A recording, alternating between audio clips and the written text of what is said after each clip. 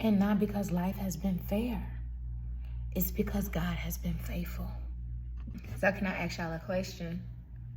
What do you think all these three stories have in common? Job, Joseph, Hannah, different stories, different pains, different timelines, but it's the same God. The common thread wasn't that life was easy. It was that God was present. Their testimony wasn't built because they avoided hardship.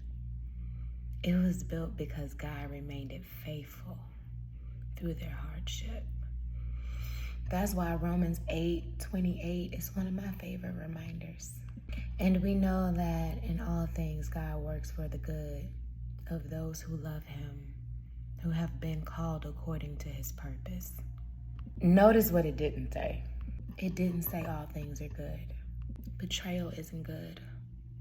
Loss isn't good. Disappointment isn't good. But God is so powerful that he can take what was meant to destroy you and weave it into something that brings him glory. Sometimes we are asking God to remove unnecessary tests that's used to build us when he's trying to build our testimony. Sometimes we continuously pray, God, get me out, get me out, get me out. But God is saying, no, I'm developed something in you, so you gotta stay in. You gotta stay in. You gotta stay in. Patience, compassion, wisdom, discernment, dependence, a deeper faith. Because the truth is, the version of you that's gonna come out of this, babe, will know God in a way that the comfortable version of you could never. Your testimony doesn't belong to you and you alone. Revelations 12:11 says, they triumphed over him by the blood of the Lamb and by the word of their testimony. Did you catch that? Your testimony isn't just about what God did for you. It's about what God can do through your story to someone else. There's always someone who's about to quit until you hear somebody's story.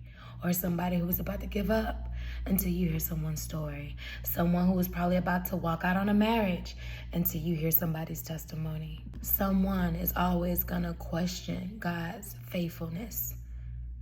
That is until they hear your story.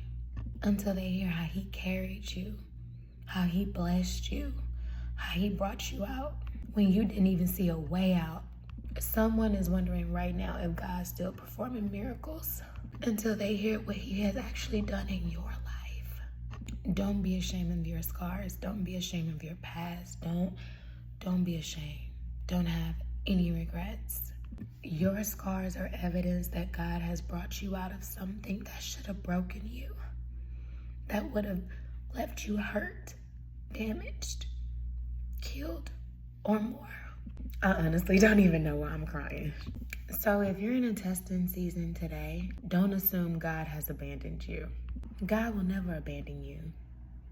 Baby, Joseph didn't know that palace was coming. You think Joseph was just in prison? He was in prison.